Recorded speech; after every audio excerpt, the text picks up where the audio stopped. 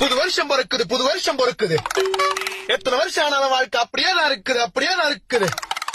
போன வருஷத்துல என்ன எவன் ஏமாத்துறான், இந்த வருஷத்துல அவனுக்கு கை கால் வழங்காம போவேன். இந்த வருஷத்துல நான் வாழ்ற வாழ்க்கையை பார்த்து அவனுக்கு லாரி டயர்ல ஊந்து சாவ.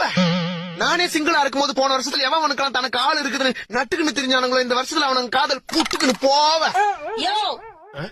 புடுபுடுப்புக்காரன் தானே நீ? ஏன் பார்த்தா அம்பானிக்கு அத்த பையன் மாதிரி தெரியுதா? நக்கல் தாயா உனக்கு.